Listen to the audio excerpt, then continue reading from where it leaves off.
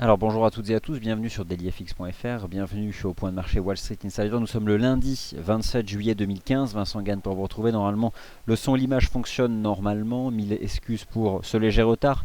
De toute façon, peu importe, les statistiques américaines aujourd'hui d'importance sont prévues à 14h30. 14h30 pour l'évolution des commandes de biens durables aux États-Unis sur le mois de juin, un chiffre important puisqu'il représente il s'établit sur un tiers du deuxième trimestre, le second trimestre, dont nous prendrons connaissance du taux de croissance du PIB jeudi prochain.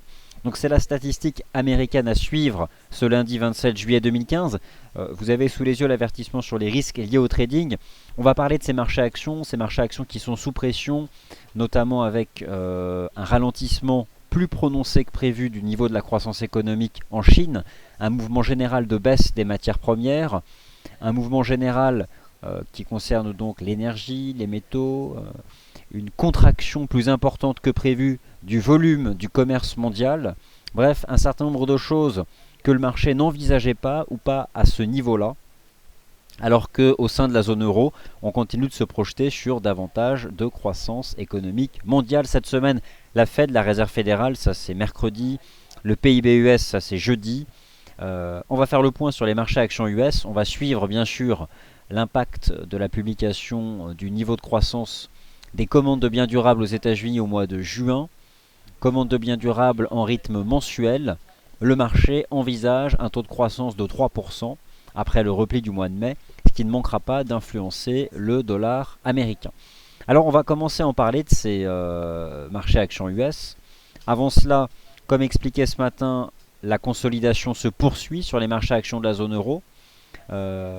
L'idée c'était d'attendre un repli des indicateurs RSI de ces différents marchés, le CAC, le DAX et l'USD Yen en zone de survente, c'est le cas. Mais la survente n'invite pas à acheter.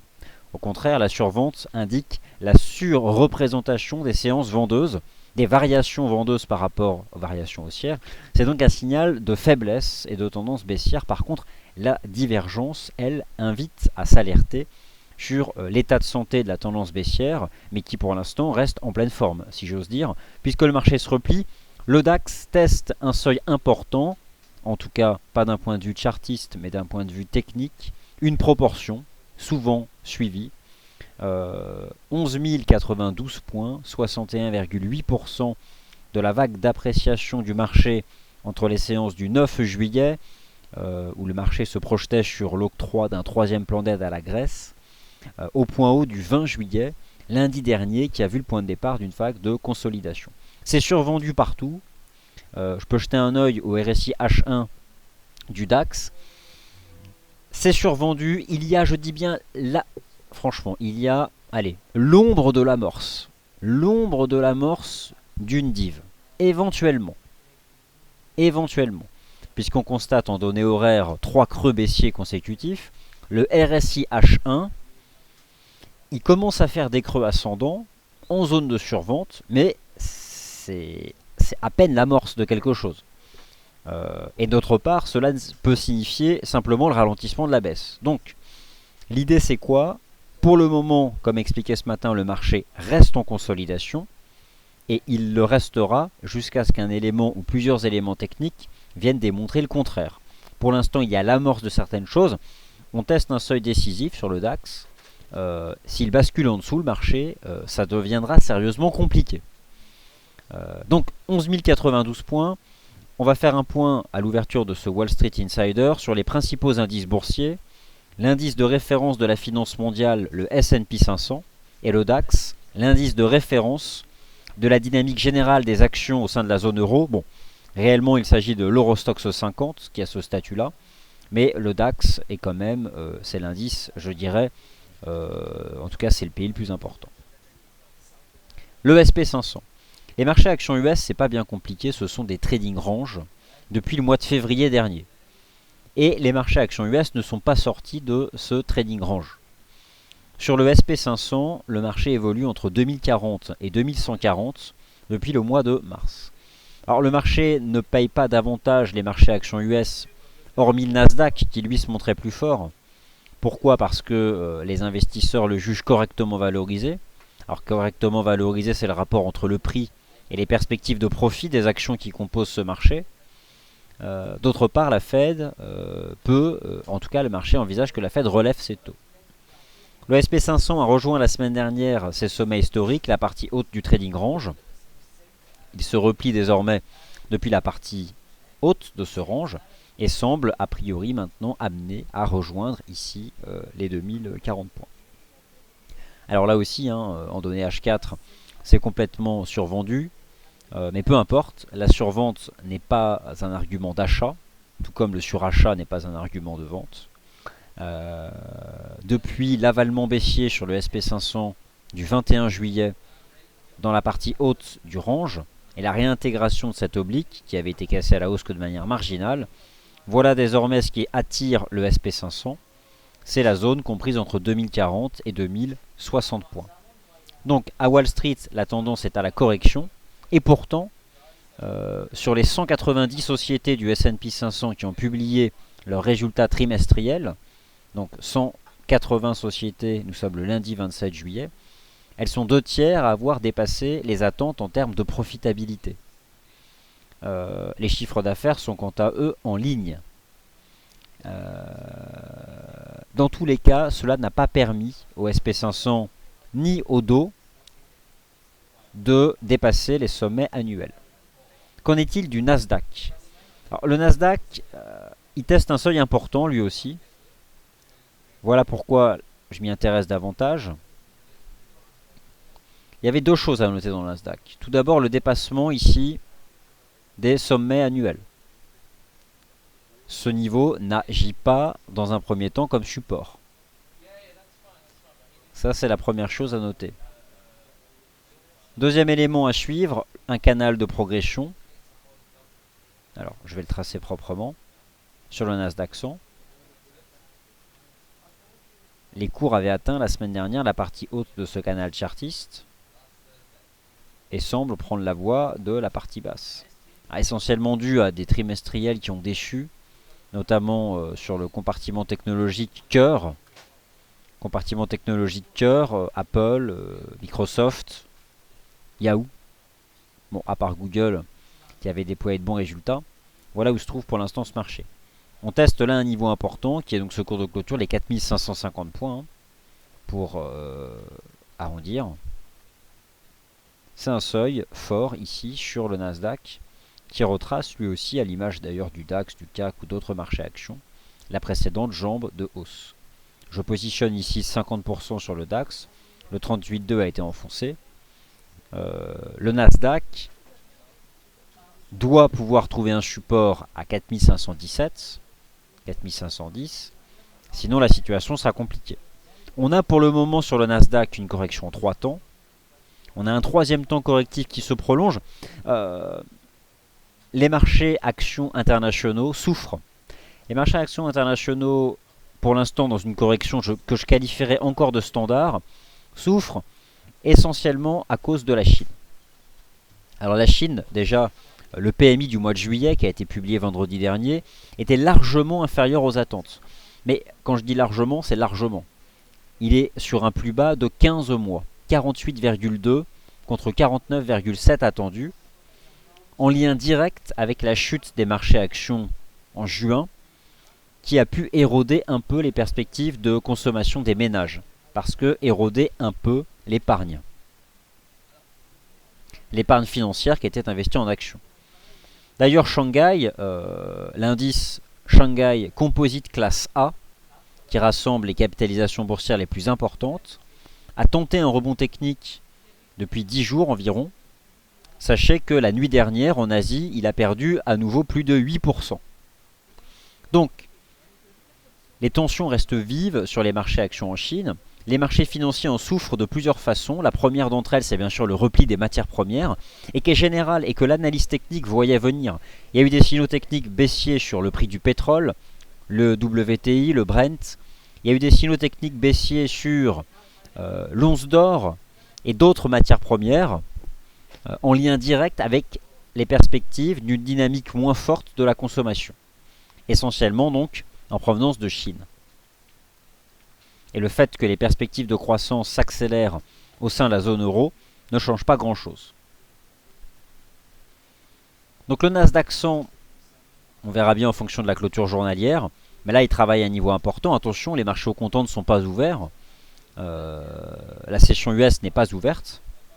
Ce qui va compter aujourd'hui, ce sera la clôture par rapport à ce niveau des 4450 points.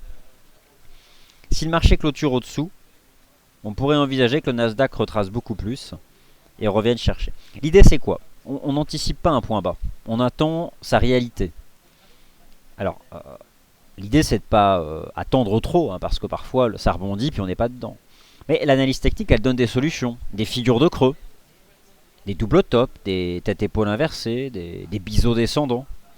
Le momentum peut aider aussi. Généralement, il diverge en même temps qu'une figure chartiste apparaît. Bon, là, il n'y a pas de figure chartiste. On est survendu, mais ça ne diverge pas. Donc, jusqu'à preuve du contraire, même si on peut estimer qu'on sera bientôt proche, potentiellement, d'un point bas, le DAX, 11 092, regardez, au point près, on l'a testé. C'est 61,8% de retracement. Je dis bien, il y a l'ombre de l'amorce d'une divergence haussière en H1 sur le DAX.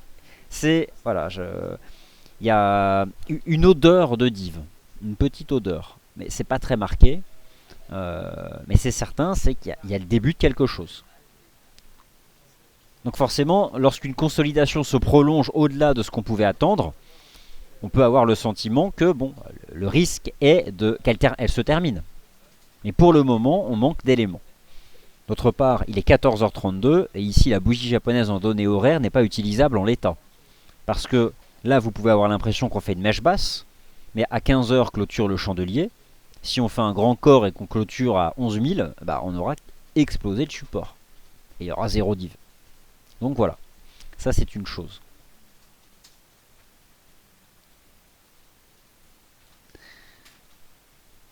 Voici ici les bougies 15 minutes du DAX. On constate la réaction, un début de réaction sur 11 090. Il y a un début de div, un début, mais c'est vraiment l'amorce. C'est vraiment l'amorce. Donc, à suivre.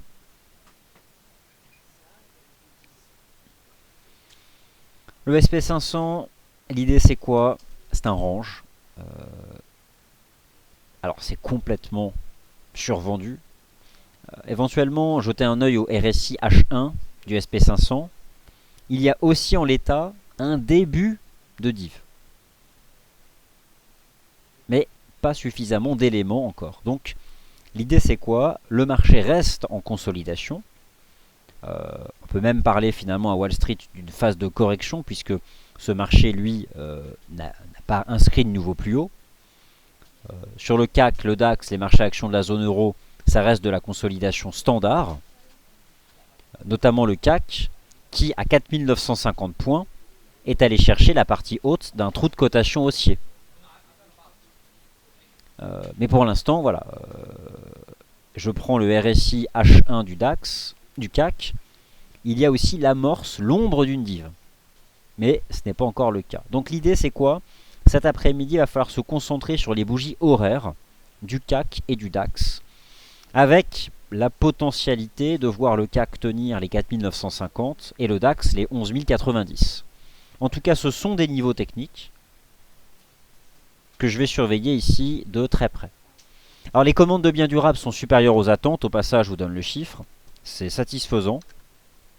Les commandes de biens durables dépassent le consensus du marché. Par contre, le taux de variation du mois précédent est revu à la baisse. Donc, c'est plutôt une statistique neutre.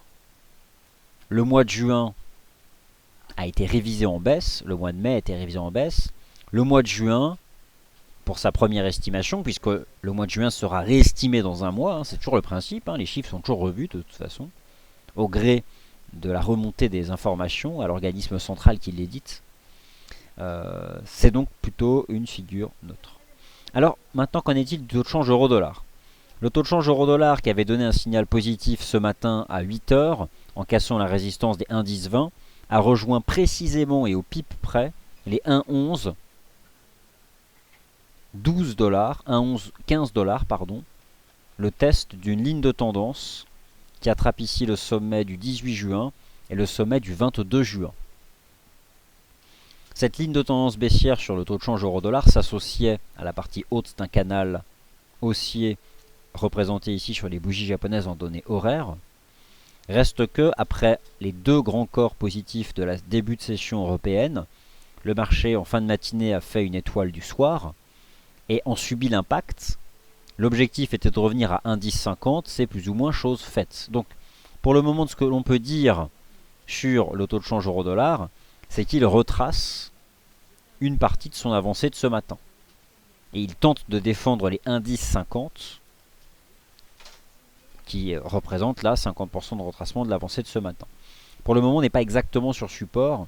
La toute première ligne de tendance qu'on le peut tracer sur le taux de change euro-dollar et qui attrape ces deux sommets ici, intraday, en bougie horaire, on voit qu'elle passe ici. Donc le taux de change euro-dollar, depuis je dirais 11 heures, ce chandelier ce matin entre 10 et 11 heures, eh bien reste dans une dynamique de prise de profit depuis les 1,1115, après avoir bien avancé de la partie basse du canal, ça c'était le 24 juillet, vendredi, à la partie haute, et ça c'était donc ce matin, durant la session européenne, le lundi 27 juillet.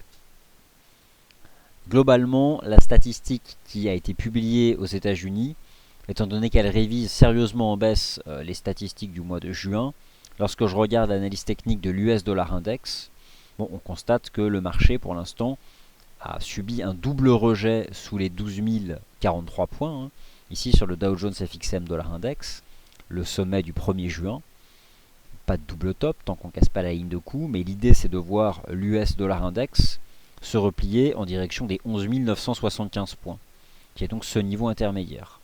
Éventuellement sur cette zone, des acheteurs pourraient à nouveau se positionner, mais donc pour le moment les tendances observées, je dirais globalement depuis l'ouverture du marché des changes, se poursuivent avec un dollar US qui globalement donc est sous repli, sous pression. L'USD Yen, c'est comme les indices boursiers, il faut vraiment vous concentrer sur l'évolution de l'indicateur technique RSI en données horaires. Alors, le DAX a un niveau critique à 11 090, 61,8% de retracement. C'est la frontière entre soit une simple consolidation classique, habituelle, après la vague d'avancée entre le 8 juillet et le 20 juillet, soit l'entrée dans une nouvelle phase de correction, sur fond de tout un tas d'éléments fondamentaux, la contraction du commerce mondial, la chute des matières premières, en lien direct avec le ralentissement du niveau de la croissance économique en Chine, le mini-crack boursier qui a eu lieu en Chine au mois de juin dernier, et encore aujourd'hui sur ce dossier grec, l'Union européenne qui contrôle la mise en place des réformes. Ça reste de toute façon un problème qui est donc entretenu en toile de fond.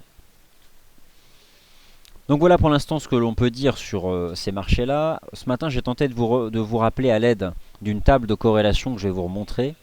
La corrélation positive assez marquée, puisque les coefficients sont entre 0,85 et 1, entre le SP500, le DAX, le CAC et l'USD Yen. Alors, cette table de corrélation, vous avez la possibilité de la charger sur la plateforme MarketScope. Vous l'avez sous les yeux. C'est une table de corrélation sur 13 séances. Alors 13 séances, pourquoi? J'ai fait commencer l'étude de cette corrélation ici. Je vais vous montrer sur le DAX. Voilà. La table de corrélation, elle démarre ici, le 8 juillet, au point bas. Après, on a eu cette belle jambe de hausse. Alors 11 092, n'oubliez pas, c'est ce niveau-là, c'est l'ultime rempart. C'est les 61,8. On a le début de quelque chose, mais voilà, c'est pas suffisant. Il faudrait éventuellement voir le RSI horaire ressortir de la zone de survente. Et là, on pourrait avoir quelque chose d'intéressant à l'achat sur le DAX. Donc, on mesure le risque, bien sûr, de voir ce marché établir un creux. Mais l'idée, c'est de ne pas l'anticiper. Mais d'être prêt à avoir conscience qu'il est validé. Ça c'est une chose. Le recul des marchés actions au sein de la zone euro aujourd'hui se fait dans un volume très étroit, très très réduit. La partie haute du trou de cotation haussier du CAC le 13 juillet, c'était 4 959. Le CAC a fait aujourd'hui un plus bas à 4945. Bon, lui, c'est son 38,2 qu'il essaye de défendre. En tout cas, je vais vraiment jeter un œil au chandelier horaire à l'avenir. Vous avez donc ici la table de corrélation.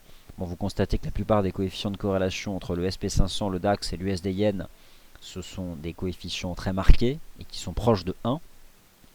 Alors, l'idée c'est quoi? C'est de pratiquer l'analyse technique conjointe entre le DAX, le CAC et l'USD Yen. Moi j'ai le sentiment que sur l'USD Yen, la zone à suivre, c'est les 122,90, 123 Yens.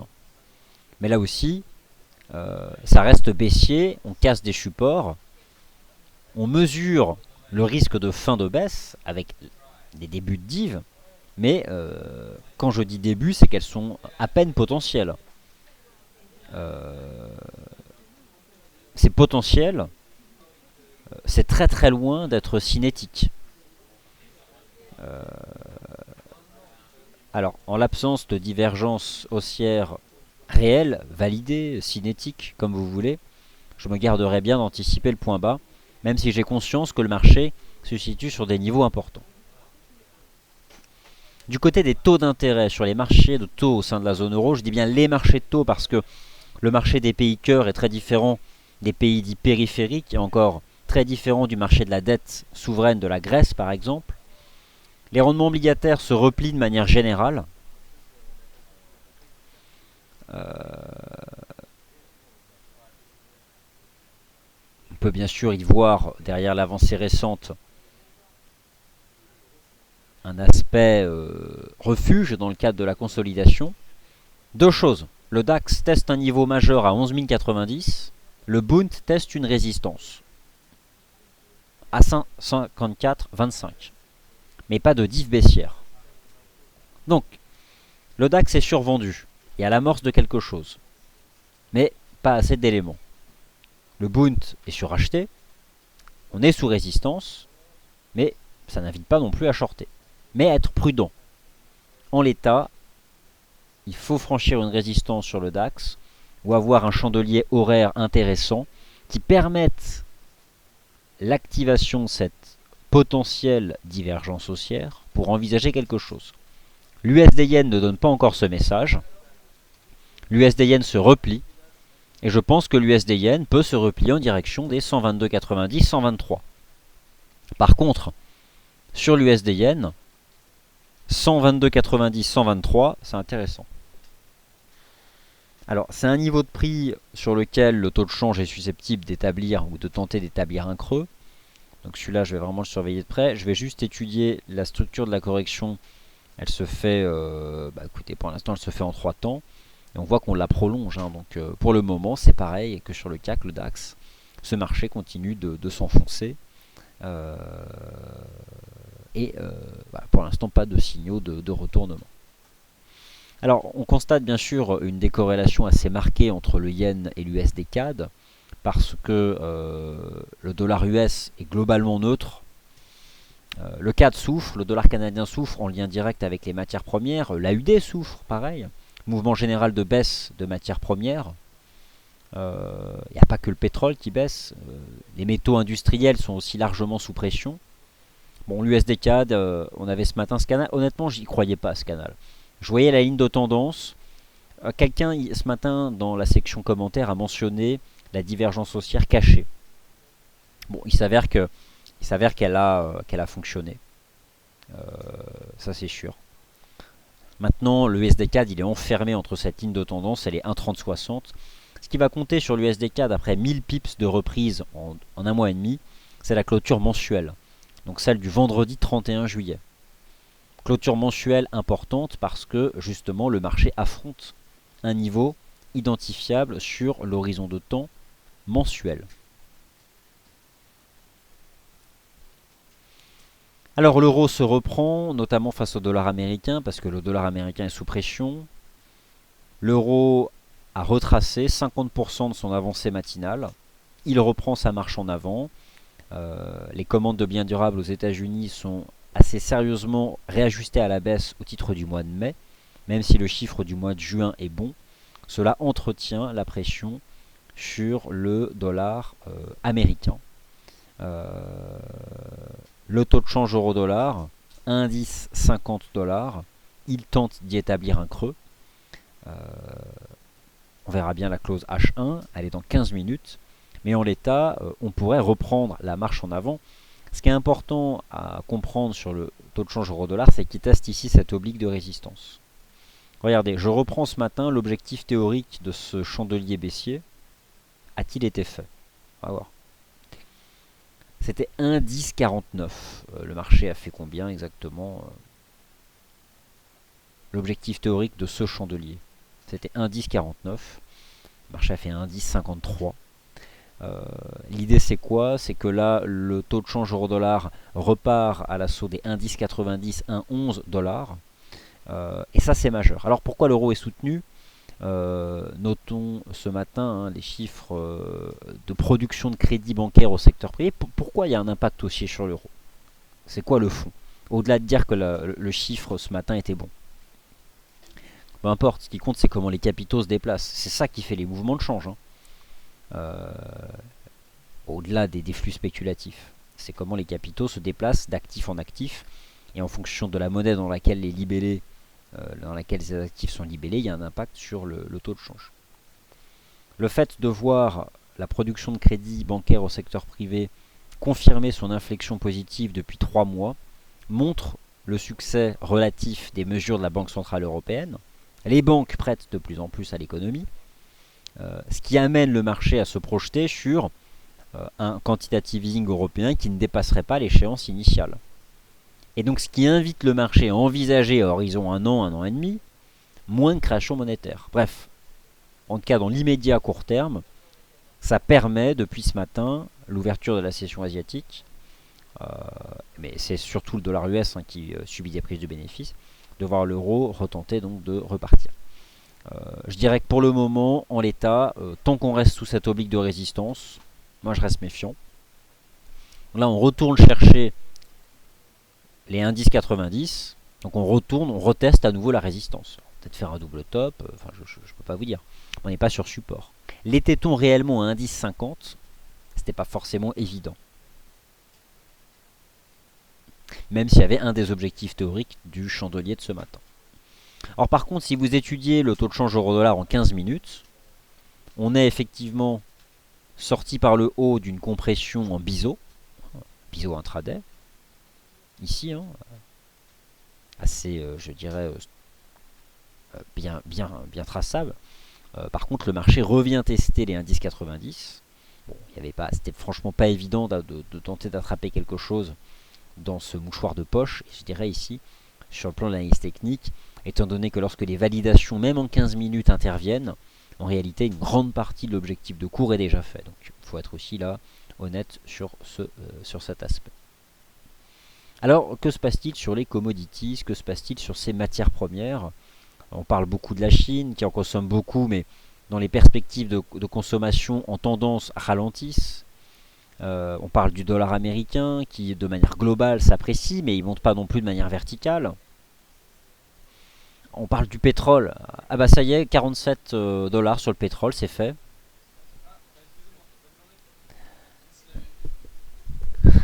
Non. Bref, qu'est-ce qui se passe en fait sur le pétrole? Ce qui compte au-delà de l'analyse technique donne des signaux vendeurs, mais ces signaux vendeurs viennent des fondamentaux, donc les perspectives de la consommation et de l'offre. L'offre, c'est quoi? La production aux États-Unis qui ne cesse de croître. D'ailleurs, il y a encore eu une augmentation significative du nombre de puits en activité aux États-Unis. Perspective d'un retour sur le marché mondial du pétrole de l'offre iranienne. Bon, par contre, en termes de consommation, la partie en croissance de la Chine est-elle revue en baisse? Ce n'est pas le fait de voir les perspectives au sein de la zone euro croître qui peuvent compenser. Bon, voilà. Il y a un déséquilibre offre-demande en faveur de l'offre. Ce qui se traduit donc par la baisse du prix. Techniquement, on atteint 47 $, mais à terme, l'objectif sur le pétrole, c'est de revenir sur les plus bas annuels. C'est techniquement, encore une fois, beaucoup plus propre, je trouve, sur le contrat britannique, le Brent. avec une belle correction en 3 temps, un signal de vente donné à la cassure des 56,50. Le Brent approche d'un seuil majeur, mais il n'y est pas encore, 52,39. Je pense donc que le contrat UK Oil va se replier cet après-midi en direction des 52,39. Et c'est ça qui aide beaucoup les stratégies d'achat sur les paires en dollars canadiens. Et notamment USD CAD et GBP CAD. Notez, alors que le dollar US est globalement sous pression, ici, bon, le taux de change euro-dollar qui reteste à nouveau la résistance des 1,1090 et qui est désormais, franchement, après l'avancée de ce matin, là, c'est pas évident de savoir. Moi, je retiens qu'on reste quand même sous résistance. Notons donc l'USD 4 qui a tenu ce petit canal. Alors, faut que j'aille vite parce que là, je vais devoir de toute façon bientôt vous abandonner. Enfin, vous abandonner, c'est très loin. Il y a une question sur l'euro GBP. Alors, pour l'euro GBP, on a pris le temps de vous rédiger juste avant cette émission sur le site. Je vous en donne le lien. Un état des lieux techniques de l'euro GBP. Donc, voici le lien de l'analyse. Je vous invite à la parcourir, si ça vous intéresse, bien sûr. Et vous allez voir dans ce papier d'analyse technique, il y a un certain nombre de choses intéressantes qui sont données sur l'euro GBP. Allez, chers auditeurs, je dois vous laisser pour un événement qui est programmé pour moi dans 5 minutes. Sylvain vous retrouve ici même à 17h30 pour un gros point scalping clôture.